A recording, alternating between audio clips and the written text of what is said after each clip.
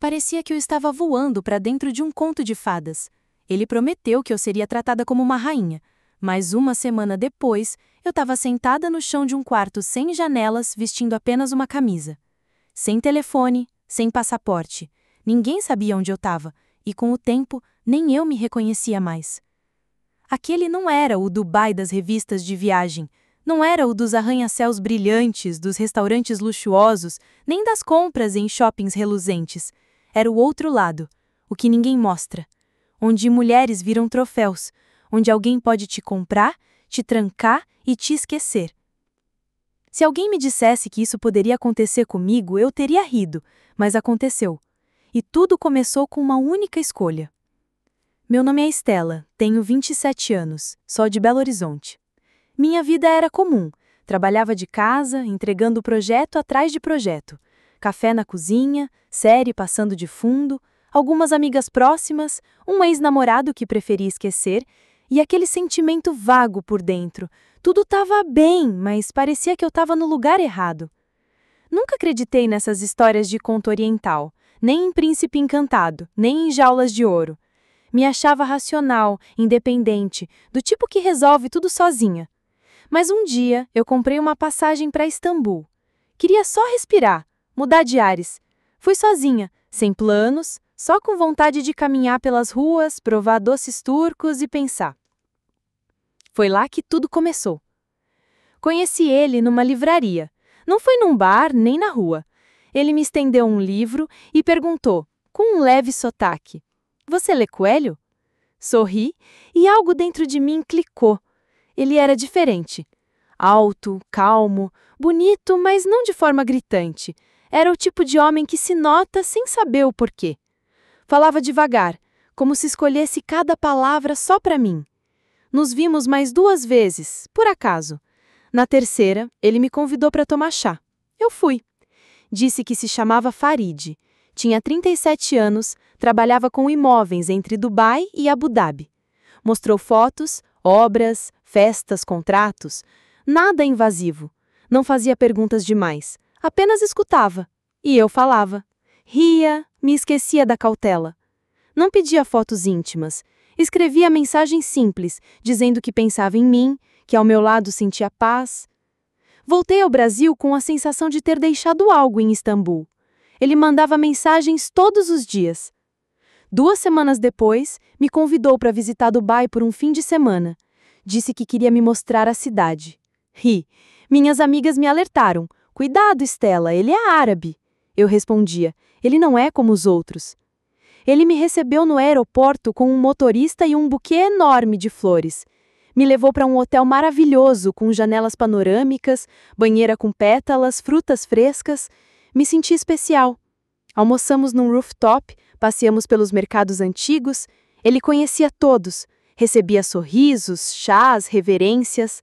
Ao lado dele eu me sentia importante, quase como se ele fosse um rei. E estranhamente aquilo não me assustava, me envolvia. Ele não ultrapassava limites. Tocava minha mão com respeito, e cada toque parecia eletricidade.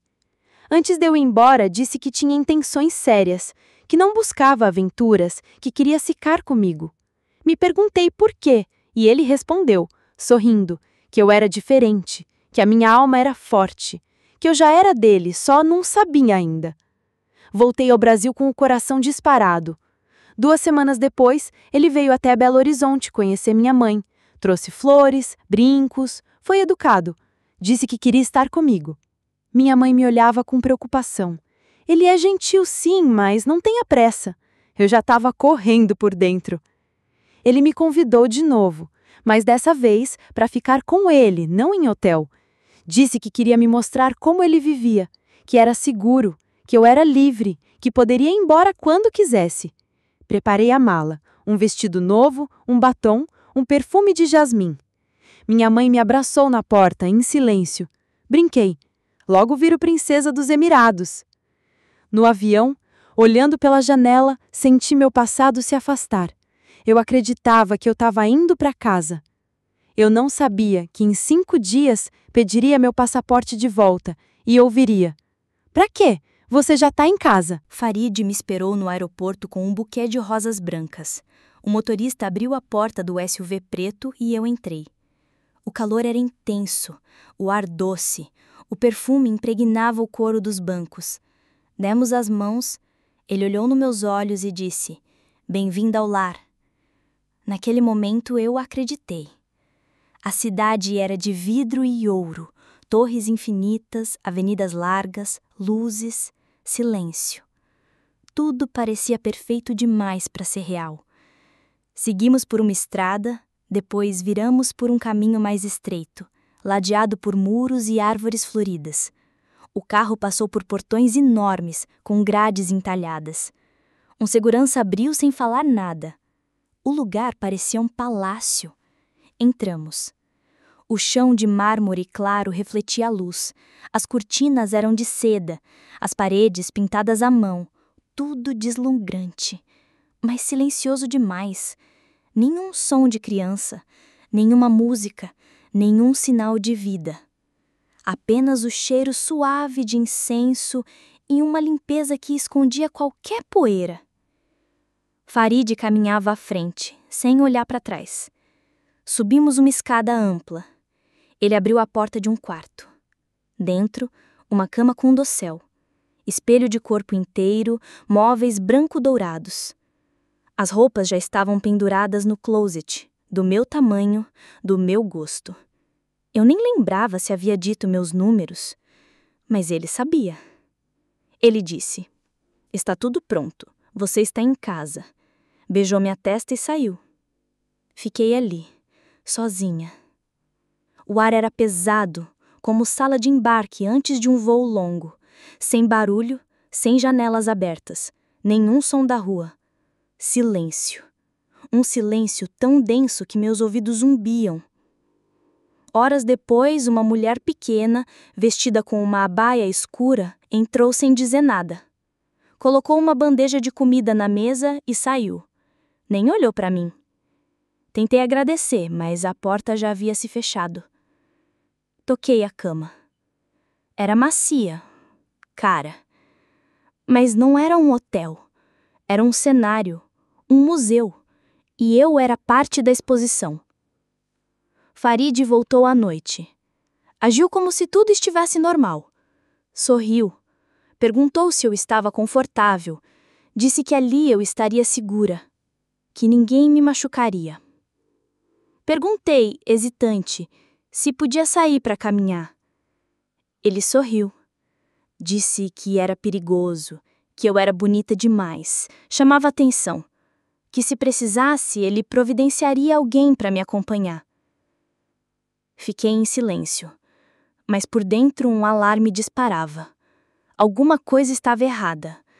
Algo já havia mudado. No dia seguinte, vi novamente a mulher da abaia. Sorri, perguntei o nome dela. Ela se assustou, colocou a bandeja rapidamente e saiu. Mas segundos depois, voltou. Chegou perto, sussurrou, quase sem mover os lábios: "Não fale comigo na frente dele, por favor." E desapareceu. Naquela noite, Farid disse que colocaria meu passaporte no cofre. Por segurança. Disse que era só uma formalidade. Sorriu, estendeu a mão. Eu hesitei, mas entreguei. Passei a noite inteira acordada, contando quantas portas havia entre mim e a rua. No terceiro dia, ouvi uma mulher chorando. Depois um grito masculino. Então, silêncio. Saí no corredor, mas não havia ninguém. O ar estava denso, um cheiro forte, estranho. A porta no final do corredor estava entreaberta. Me aproximei, então Farid apareceu. Calado, do nada. Disse: "Melhor não andar por aí. Este é um espaço privado." A voz era doce, mas meu corpo inteiro gelou. No quarto dia, vi uma garota. Tinha no máximo 20 anos. Estava descalça, vestida com uma túnica branca. Passou por mim sem olhar. mas ao se aproximar, sussurrou: "Com você também começou bonito?" E desapareceu. Naquela noite, Farid preparou um jantar à luz de velas.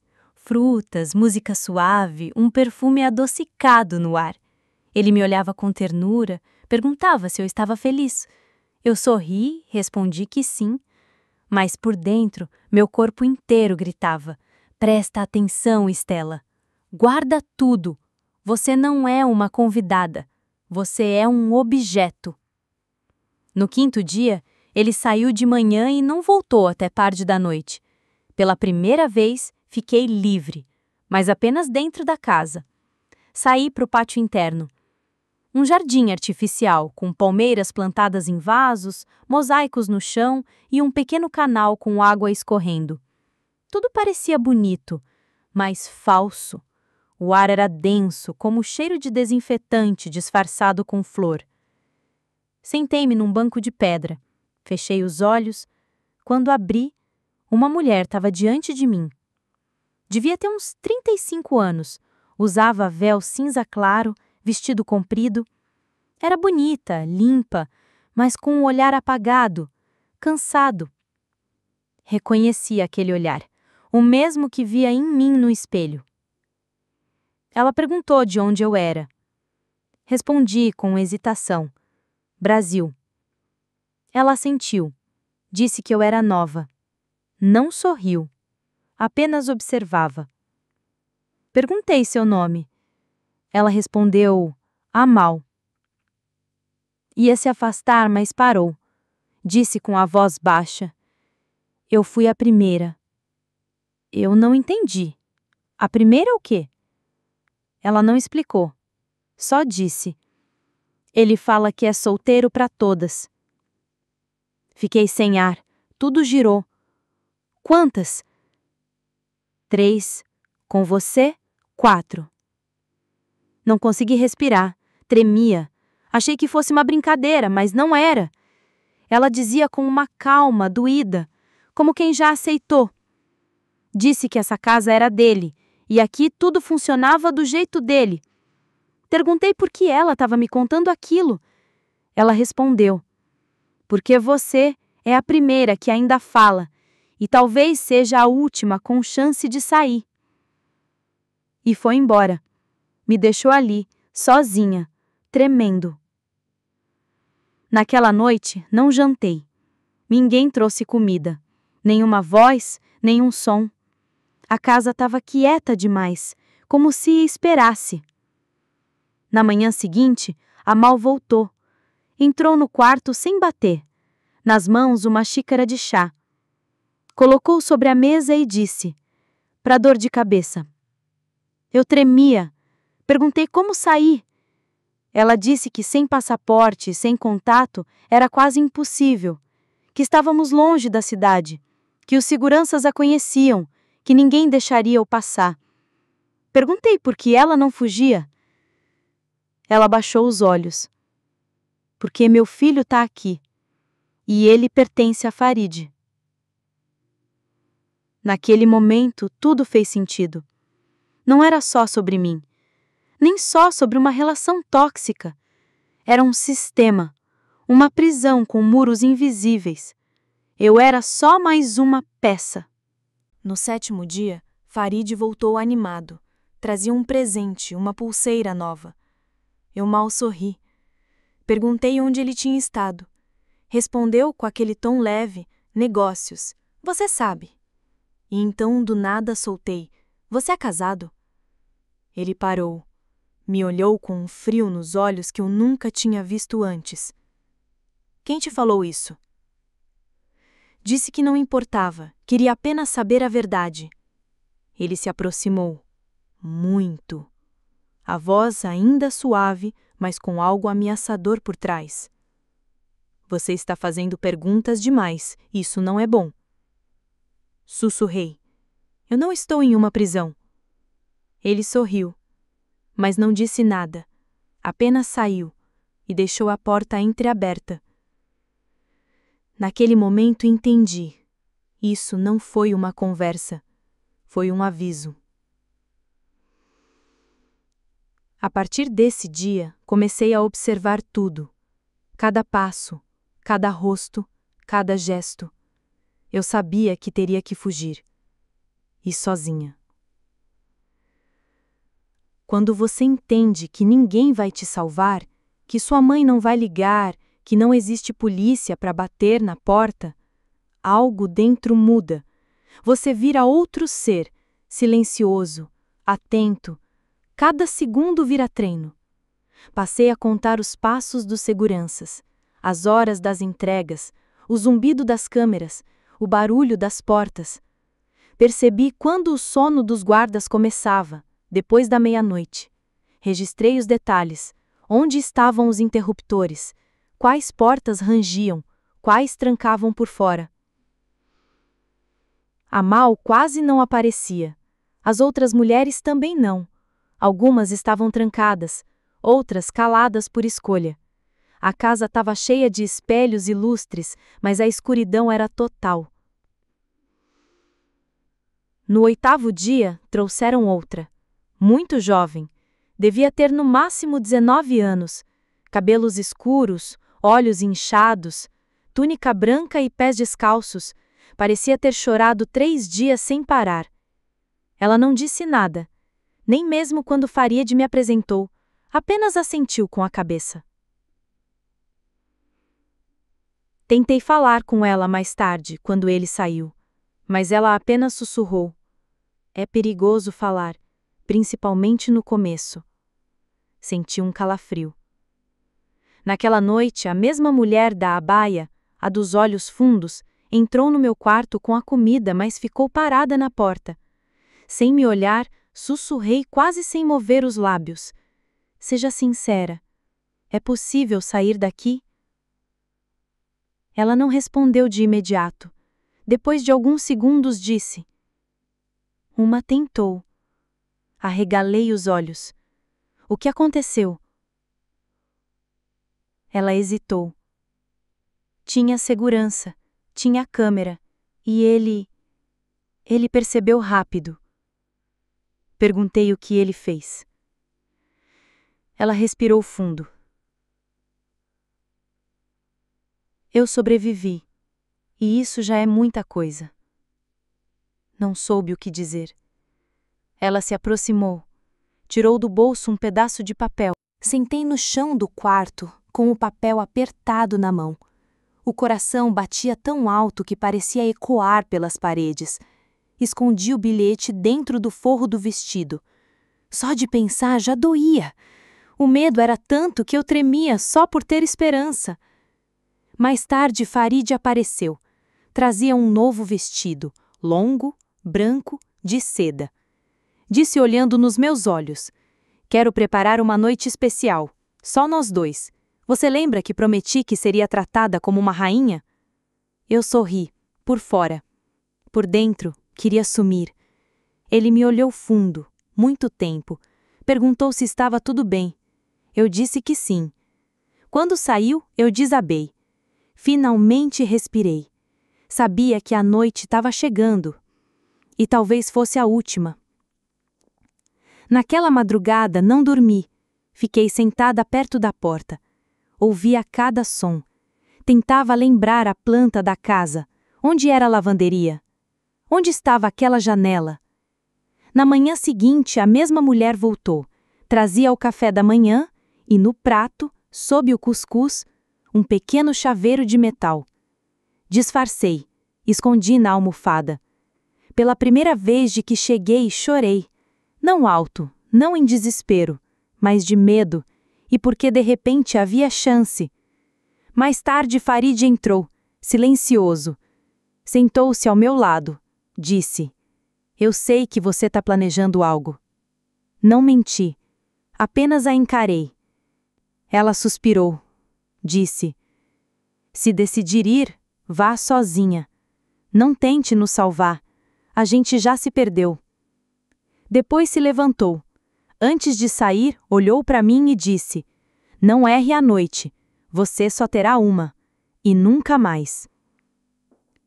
Naquele lugar onde as cortinas nunca se fecham e o cheiro de rosa nunca sai do ar, A noite era a única brecha. Não esperança, apenas chance. Eu planejei tudo. A lavanderia ficava no térreo, atrás da cozinha. À meia-noite, levavam os lençóis sujos. A janela era pequena, mas sem grades. Passei o dia agindo como sempre. Vesti um novo vestido. Farid me chamou de meu amor, acariciou meus cabelos. Eu agradeci, sorri, fingi. Era um teatro. Eu fazia meu papel e bem. À noite, escondi o chaveiro na almofada, vesti o vestido com o forro reforçado. Um pequeno estilete da gaveta da cozinha escondi na roupa íntima. Só por precaução. O coração batia tão forte que eu tinha certeza de que alguém ouviria. Por volta das 23 horas, Farid me desejou boa noite. Beijou minha bochecha, disse que eu estava mais calma, mais doce, que gostava disso. Eu apenas assenti. Esperei 1 hora, em silêncio. Quando o relógio marcou meia-noite, me levantei. Atravessei o corredor em silêncio, pés descalços. Entrei na lavanderia. A janela estava ali, luz da lua, um reflexo fraco. Subi numa caixa. Forçando, consegui abrir. Tava quase. Passos, rápidos, pesados atrás de mim. Virei e vi a mulher de abaia, mas agora com outro rosto. Frio, rígido. Pare. Fiquei imóvel. Não agora. Por quê? Ele acordou? Você não vai nem passar do muro. Você me entregou? Sussurrei. Tô salvando sua vida. Não me lembro como voltei para o quarto. Minhas pernas tremiam. Sentei na cama, ainda com a mão no peito. O coração batia como se quisesse sair. Não era só medo. Era uma certeza. Ele sabia. 5 minutos depois, a porta principal da casa se abriu com violência. Passos pesados subindo a escada. Vozes. Gritos em árabe. Um silêncio.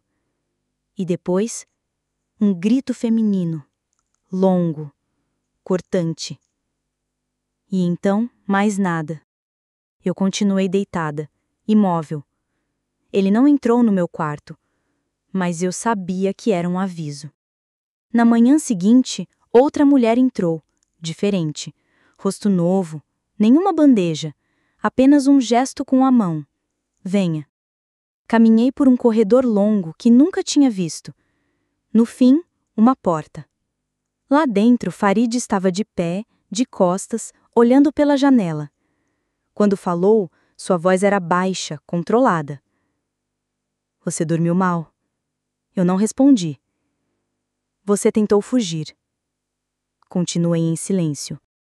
Ele virou-se, se aproximou devagar. Seu olhar era calculado. Estudava meu rosto como se pesasse opções. Ficar calma, gritar, bater, fingir. Escolher. Por fim, disse: aqui tudo funciona com confiança. Se ela quebra, os problemas começam. Eu balancei a cabeça. Sussurrei: desculpa. Foi o medo. Ele me abraçou. Com firmeza. Não faça isso de novo. Eu não quero ser cruel com você. Eu assenti, mas por dentro restava apenas uma certeza. Eu não consegui. Mas agora eu sei. Mais tarde, Amal entrou de novo. Séria. Direta.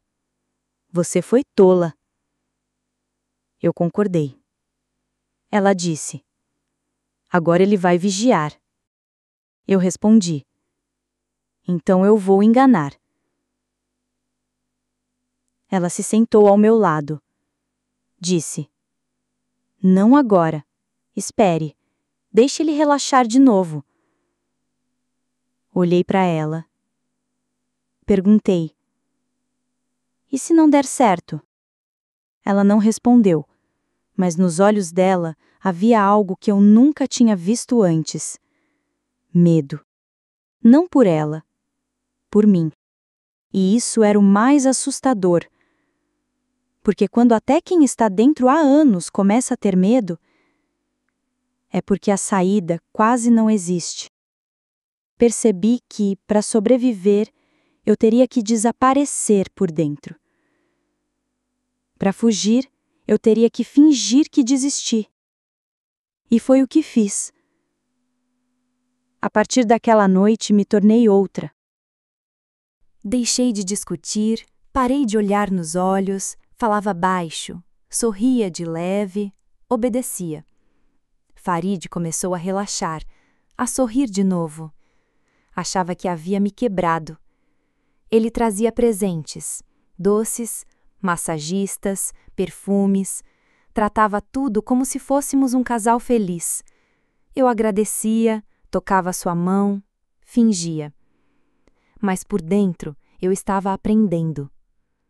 Observava tudo, cada horário, quem limpava os corredores, qual segurança saía para fumar, onde estavam as câmeras, qual empregada usava o celular escondido, qual esquecia as chaves no chão. Eu não respirava, eu gravava. 3 dias depois da tentativa frustrada, ele me deu um novo celular. Só para contato comigo, disse, sem internet. Concordei. Claro, não preciso de mais nada. Entendi o que ele queria, controle, mas também entendi o que eu precisava, confiança. Deixava o telefone em cima da mesa, desligado, às vezes até sem som, fingindo desatenção. Não encostava nele quando ele estava por perto. Agia como se não tivesse importância. Aos poucos, ele parou de vigiar e eu comecei a planejar de novo. Sabia que precisava de outro telefone, de verdade, só por 5 minutos. Comecei a observar uma das meninas da cozinha, filipina. Olhar triste, jovem. Algumas vezes vi algo no bolso do avental dela. Um brilho, um gesto rápido, um celular. Num corredor, num dia qualquer, cruzei com ela. Sem dizer nada, coloquei um anel dourado no bolso do jaleco dela. Ela parou, me olhou. Preciso de um celular. 5 minutos. Ninguém vai saber. Ela não respondeu, mas seus olhos hesitaram. Segundos longos, e então um único aceno de cabeça. 3 dias depois, à noite, ela entrou no meu quarto, silenciosa. Na mão, um iPhone antigo. Sem palavras, só o gesto. 5 minutos. Eu digitei rápido. Não chamei minha mãe, nem amigas. Procurei o site do Consulado Brasileiro. Encontrei a página de emergência. Preenchi. Sou cidadã brasileira. Estou sendo mantida em cativeiro em uma casa nos arredores de Dubai. Meu passaporte está retido. Não tenho contato com o exterior. Meu nome é Estela.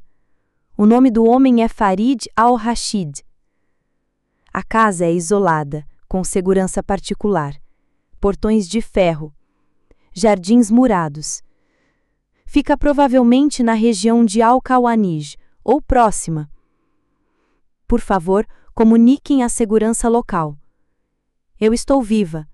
Isso não é brincadeira. Enviei. Apaguei. Desliguei. Entreguei de volta. Ela foi embora.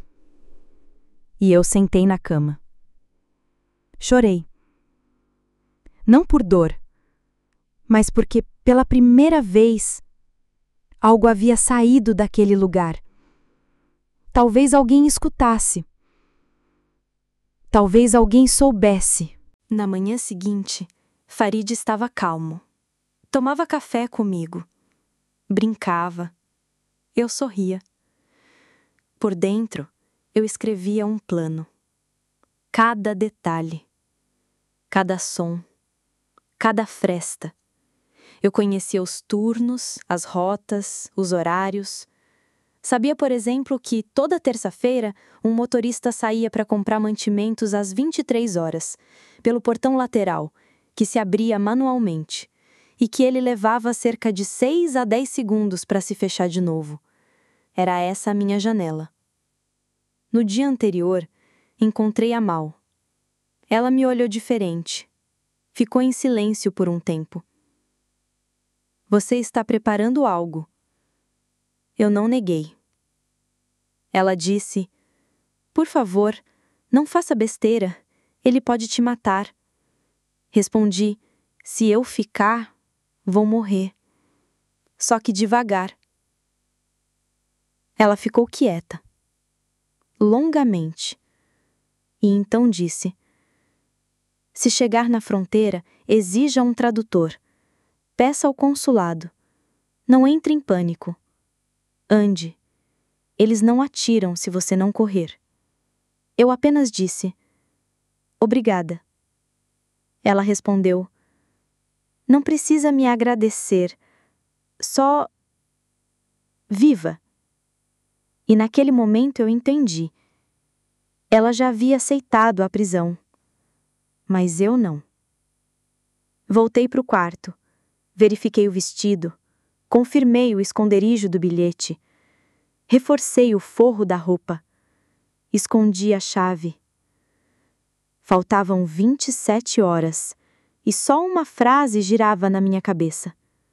Só chegar. Só conseguir. Só não cair. Na noite da fuga, o ar era grosso, pesado. Parecia que o tempo andava em câmera lenta. Eram 22h40. Sentei no chão, já vestida, já pronta. Farid tinha saído para jantar com parceiros. O motorista não estava. A casa estava estranha, quase quieta demais. Sabia que às 23 horas a van sairia. Pelo portão lateral. Segurança manual.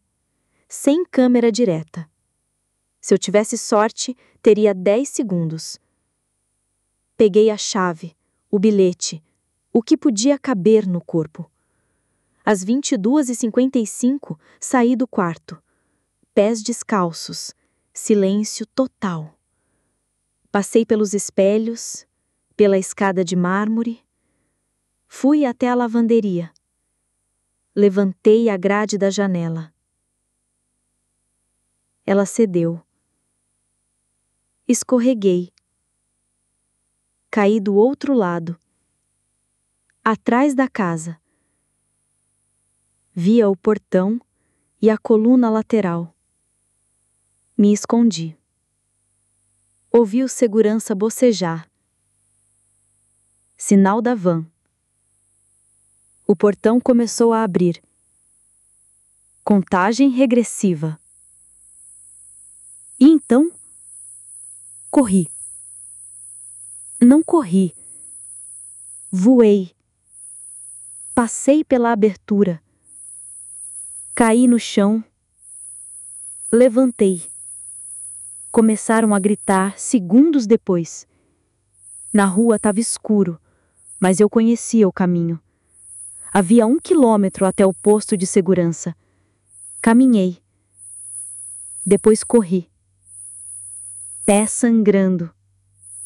Vestido rasgado. Mato cortando a pele. Atrás de mim, faróis. Um SUV. Preto. O SUV vinha devagar, como quem caçava. Eu saí da estrada, entrei nos arbustos, me joguei no chão. Não respirava, apenas esperava. Os faróis passaram e seguiram. Levantei, corri. Logo adiante vi a cerca, o posto, as luzes, uma placa, Private Security Zone. Cheguei aos portões, andando, sem correr. Meus passos doíam, mas continuei. O segurança me olhou confuso. Levantei as mãos. I need help. Help me, please. Ele se aproximou. Passaporte? Ele ficou com ele, Meu nome é Estela. Farid Al-Rashid me manteve presa. Sou do Brasil. Enviei uma mensagem para o consulado brasileiro. Por favor. Ele falou algo no rádio. Olhou de novo para mim. Seu nome é Estela. Sim. Recebemos um alerta. Fique aqui. Minutos depois, outra viatura chegou, preta com selo oficial e placa diplomática. Uma mulher desceu do carro, vestia terno escuro, mostrou documentos ao segurança e olhou direto para mim. Estela? Sou eu, respondi com voz embargada. Sou Cláudia, do consulado brasileiro. Recebemos sua mensagem. Você está segura agora. Ele pode fazer algo? Não, você está sob proteção consular. Ele não pode te tocar. Ela segurou minha mão, com firmeza, com cuidado. Pela primeira vez desde tudo aquilo, alguém me tocava com gentileza.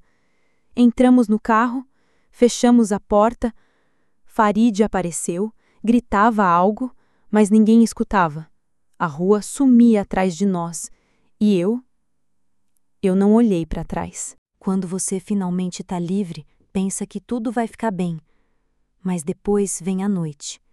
E mesmo num hotel seguro, com a porta aberta, você ainda escuta o clique da maçaneta.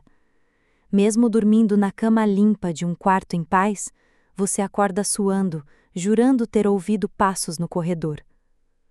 Me levaram ao consulado, documentos, protocolo, um psicólogo, depois um abrigo temporário. Quarto simples, chuveiro quente, silêncio. Outra Estela. E mesmo assim eu ainda tremia.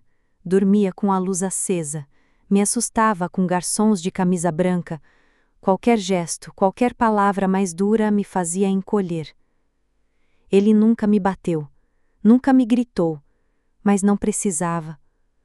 Bastou o silêncio, bastou o controle. A psicóloga era brasileira, uns 40 anos. Olhos firmes, não tinha pena. Ela apenas estava lá. Me ouvia, me trazia chá, não cobrava nada. Um dia ela disse: Estela, você não quebrou, você sobreviveu. Perguntei: e se eu nem souber mais quem sou? Ela sorriu. Então vamos descobrir, aos poucos. Nos primeiros dias não saía na rua. Depois fui até uma mercearia na esquina. Tudo era alto, colorido, vozes demais, crianças correndo, pessoas me olhando nos olhos. Fiquei parada na prateleira do pão por 10 minutos, sem ar. Voltei. Chorei. Não por dor, mas porque agora eu podia. Minha mãe me ligou. Primeiro falaram com ela do consulado. Depois me passaram o telefone. Estelinha, você tá viva? Tô, mãe. A gente chorou, sem dizer nada. Ela dizia: volta pra casa, eu te busco. Mas eu não estava pronta. Não queria que ela me visse assim, tão quebrada, tão vazia. Uma semana depois me transferiram para um quarto em Sharjah, com o apoio de um fundo internacional. Continuava em tratamento e escrevia, muito, num caderno, palavras soltas, silêncio, medo, fuga, verdade. Às vezes sonhava que ainda estava lá, que Amal me olhava da janela, que eu não tinha escapado. Acordava no escuro, verificava a porta, 2 vezes, 5. Me ofereceram voltar ao Brasil, ou seguir para a Europa com visto humanitário. Escolhi recomeçar, em outro lugar, onde ninguém conhecesse a Estela de antes. Um dia, recebi uma mensagem do consulado. Você não está sozinha. Nos últimos 2 anos, ajudamos outras mulheres como você. Sua história importa. Gostaria de compartilhá-la de forma anônima? Pensei muito. Depois respondi: sim. Se ao menos uma mulher ouvir, se uma escapar antes, então valeu. Gravamos uma versão em áudio. Demorou horas. Chorei, ri, fiquei em silêncio. No fim, o entrevistador perguntou: "O que você diria para uma mulher que vai viajar para outro país por amor para viver com um homem rico que diz que vai cuidar dela?" Eu respondi: "Vá, mas só se tiver dinheiro para voltar. O passaporte com ela, a conexão no bolso, a liberdade à vista. Se faltar qualquer um desses, não é amor, é jaula." Ouvi meu próprio áudio semanas depois e me reconheci. Hoje moro em Budapeste, alugo um quarto, trabalho online, faço bolos com receita da minha mãe, olho pela janela, leio e às vezes ainda travo com barulhos no corredor, mas respiro e rio de mim mesma. Não estou correndo mais, só caminhando comigo. Muitos me dizem que você é tão forte. Eu só respondo: não, eu só não desisti. Não sei o que aconteceu com Farid. Talvez ele ainda esteja lá, trazendo flores para alguma nova garota. Mas isso não importa, porque essa história não é mais sobre ele, é sobre mim. Não é um filme, nem um livro. Aconteceu, comigo, e pode acontecer com qualquer uma. Se algo parece bom demais para ser verdade, é porque provavelmente é. Se você sente que algo está errado, não ignore. É a sua alma tentando te avisar. Mesmo na jaula mais bonita, você tem o direito de fugir, de viver como gente e não como sombra. Eu fugi de um harém, mas mais do que isso, fugi do silêncio. Agora, eu falo.